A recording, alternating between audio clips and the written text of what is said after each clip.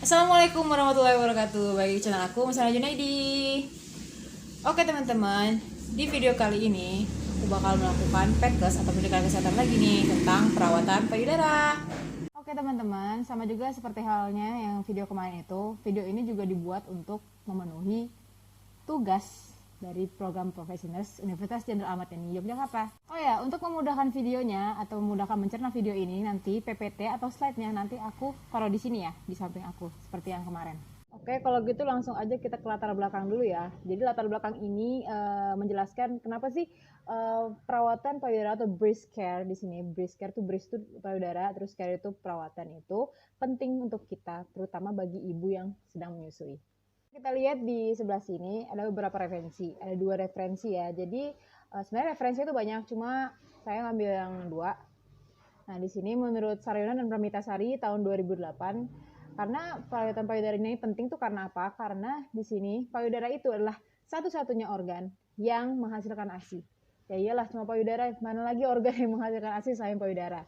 Nah, jadi di sini tujuan perawatan payudara atau breast care setelah melahirkan salah satunya untuk meningkatkan produksi ASI dengan merangsang kelenjar-kelenjar air susu melalui pemijatan. Ya, itu menurut Sarana dan Pramitasari 2008. Nah, yang kedua itu menurut Indah Fedri 2013. Agar produksi ASI pada ibu nifas lancar, maka diperlukan berbagai perawatan, di antaranya perawatan payudara atau breast care. Nah, sama juga seperti yang pertama tadi, menurut pendapatnya Sarana dan Pramitasari, itu perawatan payudara adalah suatu tindakan untuk merawat payudara terutama pada masa nifas untuk memperlancar pengeluaran ASI. Jadi sama ya pendapatnya dua-duanya intinya. Oke, sekarang kita masuk ke slide kedua yaitu pengertian dari breast care-nya sendiri. Ya, postnatal breast care atau perawatan payudara setelah melahirkan. Jadi pada ibu nifas merupakan perawatan payudara yang dilakukan pada ibu pasca melahirkan atau setelah melahirkan atau sedang nifas untuk melancarkan sirkulasi darah dan mencegah tersumbatnya saluran payudara sehingga memperlancar pengeluaran ASI. Pelaksanaan perawatan payudara dimulai sedini mungkin, yaitu 1 atau 2 hari setelah bayi lahir, dan dilakukannya 2 kali sehari. Ya, jadi ini tadi fungsinya bisa kita baca ya untuk memperlancar sirkulasi darah dan bisa mencegah tersumbat ASI. Otomatis kalau misalnya tidak melakukan breast care, itu aliran ASInya itu, arus ASInya itu bisa tersumbat dan itu bisa membuat ASI kita macet. Nah, terus yang kedua itu adalah perawatan payudara adalah perawatan yang dilakukan pada payudara ibu setelah melahirkan dan menyusui yang merupakan suatu cara yang dilakukan saat merawat payudara agar ASI keluar dengan lancar. Sama seperti latar belakang yang tadi yang di atas. Oke, di sini kita lihat sekarang adalah manfaat dari breast care sendiri atau tujuannya ya. Di sini ada 7 tujuan yang saya tulis di PPT-nya, di slide-nya. Yang pertama yaitu memelihara kebersihan payudara. Ya pastilah kalau namanya perawatan payudara pasti include dengan kebersihan payudaranya. Seperti kita bilang perawatan diri, include mandi yaitu membersihkan diri gitu kan ya. Lalu yang kedua melenturkan dan menguatkan puting susu. Nah ini dia, jadi agar si putingnya ini lentur dan tidak mudah luka ya. Lalu yang ketiga, payudara yang terawat akan memproduksi ASI cukup untuk kebutuhan bayi. Nah ini dia. 4. Dengan perawatan payudara yang baik, ibu tidak perlu khawatir bentuk payudaranya akan cepat berubah sehingga kurang menarik. Nah, kalau ini lebih ke citra tubuh ya. Jadi, payudaranya itu bisa lebih kencang gitu kan ya. Jadi tidak kendor gitu. Terus, yang kelima, dengan perawatan payudara yang baik, puting susu tidak akan lecet sewaktu dihisap oleh bayi. Nah, ini berhubungan juga dengan yang nomor 2 yaitu melenturkan dan menguatkan puting susu ya. Yang keenam, melancarkan aliran ASI ya. Lalu yang ketujuh, gitu mengatasi puting susu datar atau terbenam supaya dapat dikeluarkan sehingga siap untuk disusukan pada bayinya. Jadi kan ada beberapa puting susu itu yang tidak menonjol, alias bahasanya mendelep ke dalam gitu ya. Nah, ini kan otomatis kalau seperti itu kan menyusahkan bayinya juga untuk menyusu gitu ya. Jadi ini bisa dicegah dengan melakukan breast care. Oke, sekarang dampak atau akibat jika tidak dilakukan breast care. Nah, yang pertama itu adalah puting susunya mendelep. Ya, tadi yang disebutkan juga di slide sebelumnya itu puting susunya mendelep itu masuk ke dalam. Jadi tidak menonjol dan bayinya itu tidak bisa minum susunya gitu, minum ASINya. Terus yang kedua, anak susah menyusui. Nah, ini dia sebabnya dari yang pertama, yang kedua ini anaknya susah menyusui. Lalu yang ketiga, ASI lama keluar. Ya, karena kita balik lagi ke tujuannya tadi, manfaatnya si breast care ini adalah melancarkan ASI ya. Jadi kalau misalnya tidak diberikan breast care, jadi bisa ASINya itu produksinya lama keluar. Terus yang keempat itu produksi ASI terbatas. Nah ini juga ya, sama seperti nomor 3 berarti. Lalu kelima pembengkakan pada payudara. Nah ini lebih ke ibunya ya sebenarnya penderitaannya. Nah jadi payudara membengkak dan itu pasti sakit ya, nyeri. Terus yang keenam payudaranya meradang. Nah ini juga ke ibunya. 7 payudaranya kotor.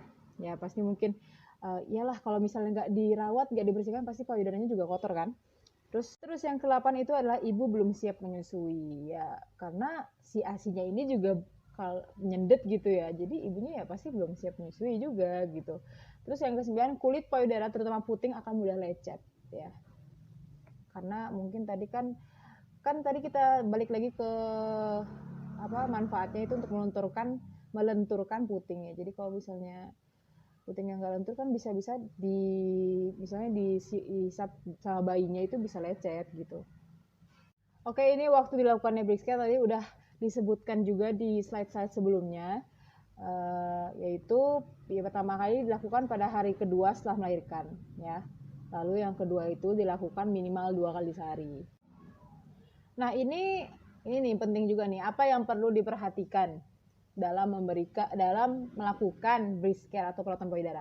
Yang pertama, potong kuku tangan sependek mungkin. Ya mungkin banyak sekarang dari ibu-ibu muda, mama-mama muda gitu ya, yang memanjangkan kuku gitu kan biar kelihatan cantik gitu sebenarnya. Sebenarnya enggak sih gitu kan. Jadi sebenarnya kuku yang panjang itu lebih banyak mudorot, maksudnya lebih banyak bahayanya gitu ya. Pertama, kita nggak tahu kotoran apa yang bakal masuk dalam kuku itu ya, pertama. Terus yang kedua ya ini bisa melukai diri sendiri. Ya seperti ini, misalnya kalian ibu-ibu ini mau melakukan treatment breast care ini.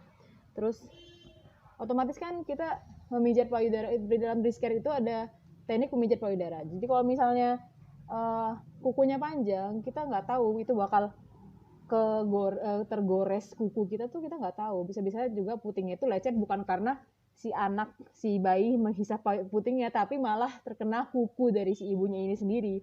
Dan ini juga berbahaya bagi bayi kalau misalnya si ibu mau memandikan bayi atau menggendong bayi, ternyata karena kukunya panjang itu tidak sengaja tergores anaknya, itu kan bisa melukai anaknya gitu kan ya, melukai si bayi ini. Jadi sebaiknya dipotong kukunya agar pendek gitu ya, dan tidak melukai ibu dan bayi gitu. Yang kedua, cuci bersih tangan dan terutama jari tangannya. Ini juga ya, penting banget cuci bersih tangan, oke? Yang ketiga, lakukan pada suasana santai, misalnya pada waktu mandi sore atau sebelum makan tidur ya. Oke, sekarang di sini ada persiapan dan alat bahan, yaitu yang pertama kita siapin alat dulu, handuk 2 buah ya, waslapnya 2 buah, baskom berisi air dingin 1, baskom berisi air hangat 1, minyak kelapa atau baby oil ya, jadi nggak perlu minyak kelapa, baby oil juga bisa, nggak apa-apa ya. Terus baskom kecil 1 buah berisi kapas atau kasa secukupnya. Kalau aku lebih nyaraninnya kasa aja ya, kalau kapas juga suka lengket gitu kan ya. Lalu baki atau bak itu kan kayak apa ya, gimana ya, kayak tempat gitu, wadah, terus ada perlak atau alas dan penutupnya. Yang kedua di sini ada pelaksanaan. Di sini sebenarnya pelaksanaannya untuk perawat ke pasien ya. Tapi ini ada beberapa bagian, beberapa yang bisa diaplikasikan ke ibu-ibu yang mau melakukan breast care sendiri. Misalnya jadi mengatur lingkungan yang aman dan nyaman ya. Jadi ibu-ibu bisa, ya pasti ibu-ibu mikirnya kalau melakukan breast care itu pasti di kamar atau ruang pribadi yang tertutup ya, yang nyaman, yang buat ibu-ibu tuh nggak malu gitu kan ya. Ini pasti udah tahu lah, nggak usah dikasih tahu lagi. Terus mengatur posisi klien dan alat-alat peraga supaya berjangkau. Jadi nanti alat-alatnya di dekatkan kita, jadi kita nggak perlu bolak-balik jalan sana jalan sini buat ngambil alat ini alat itu gitu kan ya. Nah, terus posisi senyaman mungkin. Jadi gimana caranya ibu-ibu itu nyaman gitu ya posisinya. Terus yang ini cuci tangan sebelum dilaksanakan perawatan payudara ya, seperti yang slide sebelumnya. Lalu pasang handuk di pinggang dan satu yang di pundak. Jadi handuknya itu kan tadi 2, jadi kan kita nyiapin handuk 2 buah ya. Jadi di pinggang 1 dililitkan seperti habis orang mandi gitu loh, sama di pinggang gitu. Lalu terus dilingkarin, yang satu lagi dilingkarin di pundak gini. Oke, sekarang kita masuk ke teknik breast care-nya atau caranya gimana. Nah, yang pertama di sini tempelkan kapas yang sudah diberi minyak kelapa atau baby oil. Jadi tadi dua pilihan ya, bisa kapas, bisa kasa. Nah, jadi nanti kapasnya dikasih baby oil atau minyak kelapa nih dua, terus ditempelin di payudaranya di sekitar putingnya ya, terutama ya nutupin puting gitu ya.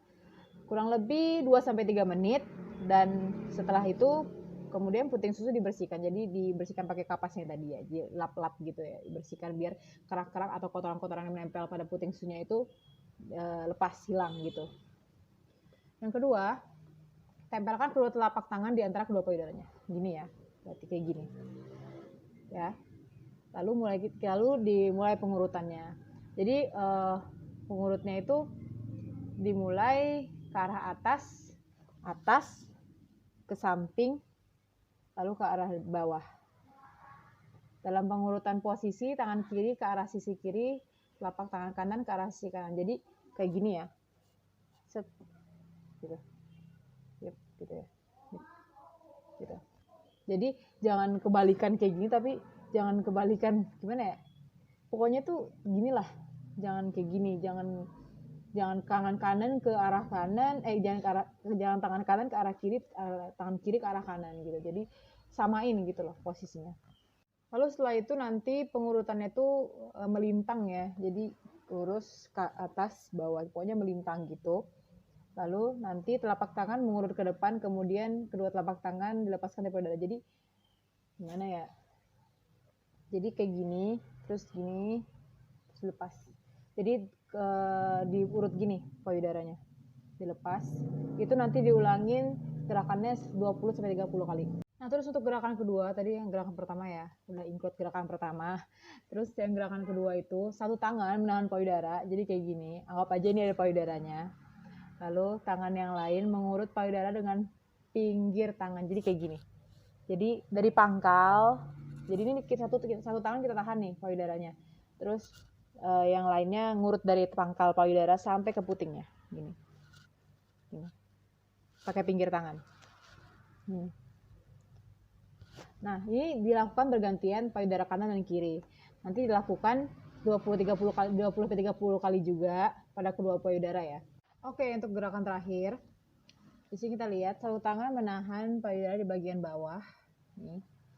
Tangan yang lain mengurut dari bahu dan jari tangan mengepal. Jadi kayak gini ya. Kayak gini. Dan itu pengurutannya dari arah pangkal ke puting susu. Dan itu dilakukan 20-30 kali sama seperti gerakan sebelumnya pada kedua payudara secara bergantian. Nah, selesai sudah gerakan pengurutannya, dan sekarang payudara disiram dengan air hangat dan dengan air dingin bergantian selama kurang lebih 5 menit. Keringkan payudara dengan handuk bersih, kemudian gunakan BH atau bra yang bersih dan menopang payudara. Jadi jangan pakai bra yang longgar ya. Jadi kalau bisa itu menopang payudaranya gitu. Lalu bersihkan payudara terutama bekas minyak.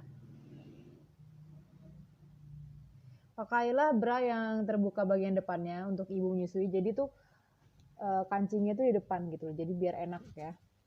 Dan yang menyangga buah dada atau langsung susui bayi. Sekarang di sini ada breast care dengan masalah ya. Jadi ada permasalahan yang dialami ibu. Misalnya di sini ada contohnya cara mengatasi bila putingnya tuh tenggelam.